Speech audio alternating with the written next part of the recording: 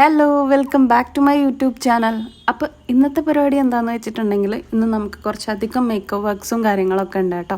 അപ്പം അതിന് പോകുന്ന വീഡിയോസും കാര്യങ്ങളായിരിക്കും നിങ്ങളിന്ന് കാണാൻ പോകുന്നത്.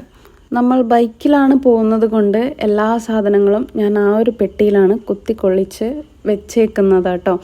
പിന്നെ ഇന്നത്തത് വലിയ വർക്കോ കാര്യങ്ങളോ ഒന്നല്ല, ഗസ് മേക്കപ്പാണ്. പിന്നെ ഈവനിങ് നമുക്കൊരു റിസപ്ഷൻ ലുക്കും ഉണ്ട്. അപ്പോൾ അതിന് വേണ്ട സാധനങ്ങൾ മാത്രമേ ഞാൻ എടുത്തിട്ടുള്ളൂ കേട്ടോ. അതിനു മുന്നേ എൻ്റെ വീഡിയോ ആദ്യമായിട്ടാണ് ആരെങ്കിലും കാണുന്നതെങ്കിൽ എൻ്റെ പേര് അനഘ, ഞാനൊരു മേക്കപ്പ് ആർട്ടിസ്റ്റാണ്.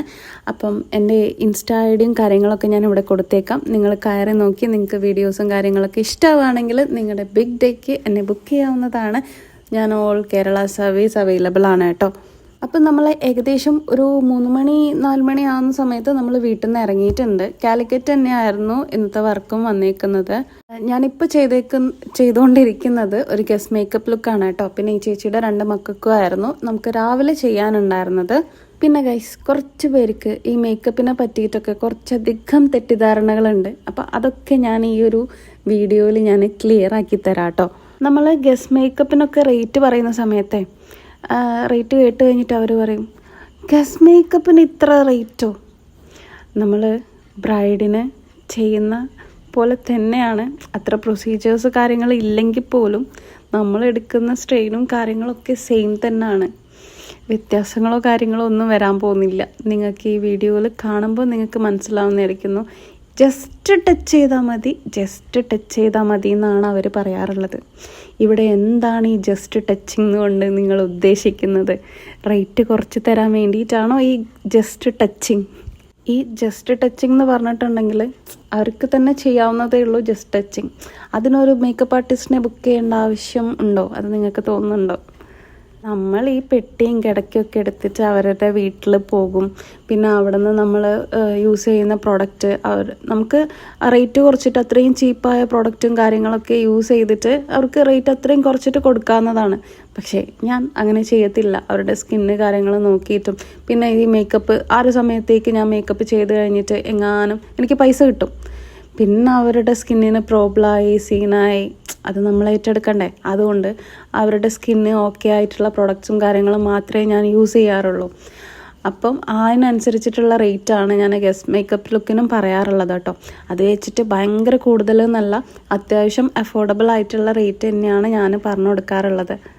പിന്നെ കുറച്ച് പേര് അവരുടെ സങ്കടങ്ങളും കാര്യങ്ങളൊക്കെ പറഞ്ഞ് ചേച്ചി ഇങ്ങനെ ഇതില്ലാത്തതാണ് അങ്ങനെയൊക്കെ പറയുന്ന സമയത്ത് ഞാനും ആ ഒരു സമയത്ത് എനിക്കും ഒരു മേക്കപ്പ് ആർട്ടിസ്റ്റിനെ തപ്പിയിട്ടും അഫോർഡബിൾ ആയിട്ടുള്ളതും ഞാനും കുറേ അലഞ്ഞു തിരിഞ്ഞതാണ്.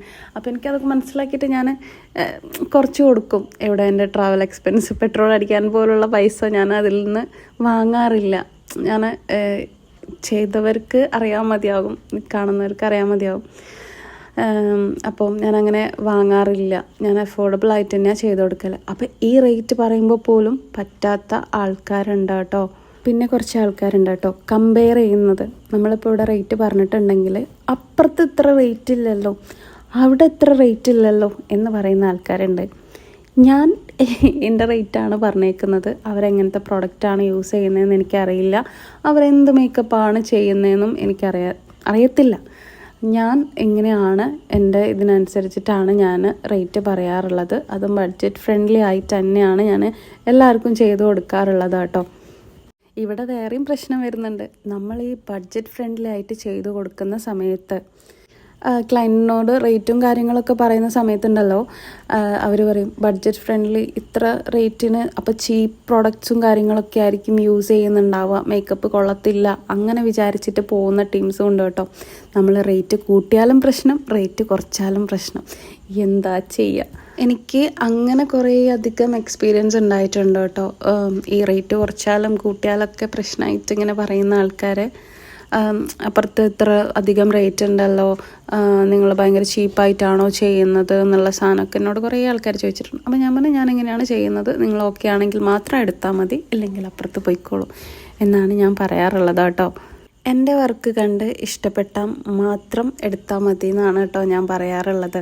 പിന്നെ ഉള്ളത് വെച്ചിട്ടുണ്ടെങ്കിൽ നമുക്ക് ഓരോ വർക്ക് കഴിയുമ്പോഴും ഓരോ കാര്യങ്ങൾ പഠിക്കാനുണ്ടാവും കേട്ടോ. കുറേ അധികം ബാഡ് എക്സ്പീരിയൻസ് എനിക്ക് ഉണ്ടായിട്ടുണ്ട്. ലൈക്ക് കൂടുതലും നമ്മൾ അറിയുന്ന ആൾക്കാരുടെ അടുത്തു നിന്നൊക്കെയാണ് കൂടുതലായിട്ടുണ്ടായത്. പിന്നീട് ഞാൻ അങ്ങോട്ടേക്ക് തീരുമാനിച്ചു ഒരിക്കലും അറിയുന്ന ആൾക്കാരുടെ വർക്ക് നമ്മൾ എടുക്കരുത് എന്നുള്ളത്. എനിക്കുണ്ടായ ഒരു എക്സ്പീരിയൻസ് ഞാനിവിടെ ഷെയർ ചെയ്യാം കേട്ടോ. അറിയുന്ന ഒരാളുടെ വെഡ്ഡിങ് ആയിരുന്നേ.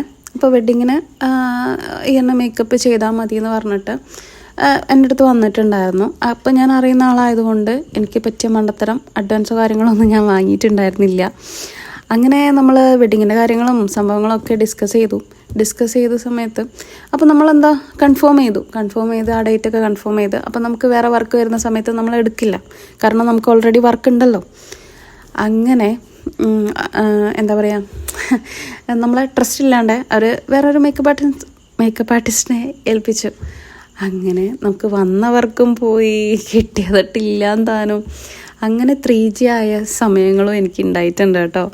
അപ്പോൾ അപ്കമിങ് മേക്കപ്പ് ആർട്ടിസ്റ്റ് ആരെങ്കിലും ഉണ്ടെങ്കിൽ note the point guys. Advance വാങ്ങിയിട്ട് മാത്രം ഡേറ്റ് കാര്യങ്ങൾ ബുക്ക് ചെയ്തിടുക. അല്ലാണ്ട് ലൈക്ക് റിലേറ്റീവ്സാണ്, ഫ്രണ്ട്സാണ് ഒന്നും പറഞ്ഞിട്ട് കാര്യമില്ല. ഇതേപോലെ 3G ആവുന്ന സമയങ്ങളും വരും. നമ്മൾ സംസാരിച്ചുകൊണ്ടിരുന്ന സമയത്ത് 2 ആൾക്കാരെ മേക്കപ്പാണ് കേട്ടോ കഴിഞ്ഞത്. ഇത് 3ാമത്തെ ആളാണ്. മക്കൾസിന് 2 ആൾക്കും ലൈറ്റായിട്ടുള്ള മേക്കപ്പ് കാര്യങ്ങളാണ് കേട്ടോ ചെയ്തത്. ജസ്റ്റ് ഫൗണ്ടേഷൻ, പിന്നെ ജസ്റ്റ് നന്നായിട്ട് കണ്ണ് എഴുതിയിട്ടുണ്ട്, ലിപ്സ്റ്റിക്ക് ഇട്ട്. ലിപ്സ്റ്റിക്കിന് അടിയായിരുന്നു കേട്ടോ. 2 ആളും നല്ല ഡാർക്ക് കളർ ലിപ്സ്റ്റിക്ക് ഇടുന്നത് കൊണ്ട് ഞാൻ നല്ല പിങ്ക് ഷെയ്ഡാണ് കേട്ടോ ഇട്ട് കൊടുത്തത്. കാരണം അവരുടെ ലിപ്പ് ഓവർ ഇട്ടെന്ന് പറയരുത്, എന്നാൽ ഒരു പിഗ്മെൻ്റ് അവിടെ വേണം താനും. അങ്ങനെ ആയിട്ട് ഞാനൊരു പിങ്ക് കളറായിരുന്നു ഇട്ടത്. പക്ഷേ അമ്മേനോട് ഭയങ്കര പരാതിയായിരുന്നു, അവർക്ക് ഡാർക്ക് കളർ തന്നെ വേണമെന്ന് പറഞ്ഞിട്ട് കേട്ടോ. പിന്നെ നമ്മൾ ആ പിങ്കിലങ്ങോട്ടേക്ക് ഉറപ്പിച്ച്. പിന്നെ 2 ആളുടെ മുടിയിലും 3 ആളെ മുടിയിലും നമ്മൾ ഹീറ്റോ കാര്യങ്ങളോ ഒന്നും യൂസ് ചെയ്തിട്ടുണ്ടായിരുന്നില്ല.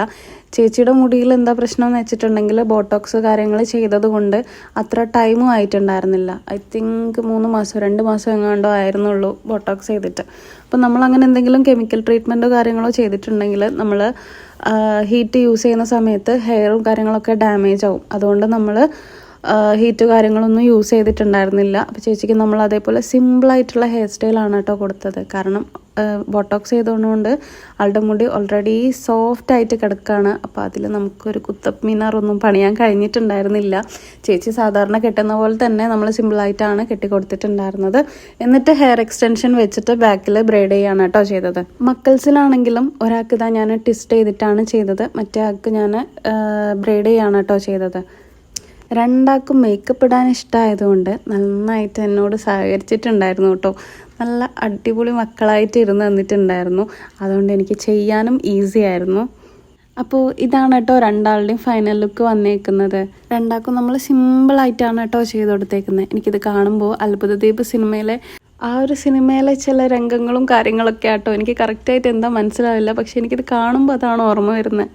അങ്ങനെ നമ്മൾ രാവിലത്തെ വർക്കൊക്കെ കഴിഞ്ഞ് വീട്ടിലേക്ക് എത്തിയിട്ടുണ്ടായിരുന്നു. അവിടുന്ന് നമ്മൾ ചെറിയ ഉറക്കൊക്കെ പാസ്സാക്കി എഗെയിൻ നമ്മൾ അവിടെ എത്തിയിട്ടുണ്ട്. നമുക്ക് റിസപ്ഷൻ്റെ ലുക്കും കാര്യങ്ങളും ചെയ്യാനുണ്ടായിരുന്നു. അങ്ങനെ അവരെത്താൻ വേണ്ടി കുറച്ച് നേരം വൈകിയിട്ടുണ്ടായിരുന്നു. ലോങ് ആയിരുന്നു കല്യാണം വരുന്നത്. അപ്പോൾ നമ്മൾ രാവിലെ ചെയ്ത അതേ വീട്ടിൽ നിന്ന് തന്നെയാണ് കേട്ടോ നമ്മൾ എഗെയിൻ ചെയ്യുന്നത്. അപ്പോൾ നമ്മൾ അവരെത്തിയപ്പോൾ പെട്ടെന്ന് മേക്കപ്പ് സ്റ്റാർട്ട് ചെയ്തിട്ടുണ്ട്. രാവിലെ ചെയ്ത ചേച്ചിക്ക് ജസ്റ്റ് സിമ്പിളായിട്ടൊരു മേക്കപ്പ് ലുക്കും. നമ്മുടെ മെയിൻ ആൾ ഇതാണ് കേട്ടോ. വീഡിയോ കാര്യങ്ങളൊക്കെ എൻ്റെ നിന്ന് മിസ്സായിപ്പോയി. അതുകൊണ്ട് ഇതിൽ കൊടുക്കാനൊന്നും ഇല്ലാത്തത് കൊണ്ട് ഞാൻ ഫോട്ടോ വെച്ച് അഡ്ജസ്റ്റ് ചെയ്യുന്നു. ആളുടെ മാരേജിന് വേറെ മേക്കപ്പ് ആർട്ടിസ്റ്റ് ആയിരുന്നു കേട്ടോ.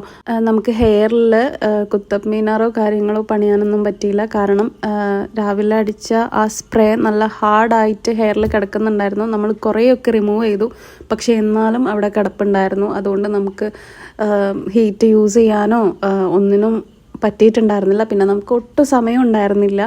അതുകൊണ്ട് നമ്മൾ ജസ്റ്റ് ഓപ്പൺ ആക്കിയിട്ട് അല്ലാണ്ട് വേറെ നിവർത്തി ഉണ്ടായിരുന്നില്ല കേട്ടോ. അപ്പോൾ ഗൈസ്, ഇന്നത്തെ വീഡിയോ ഇത്രയേ ഉള്ളൂ. വീഡിയോ ഇഷ്ടമായാൽ ലൈക്ക് ചെയ്യുക, ഷെയർ ചെയ്യുക, സബ്സ്ക്രൈബ് ചെയ്യുക കേട്ടോ. അപ്പോൾ ഇത്രയേ ഉള്ളൂ. ടാറ്റാ.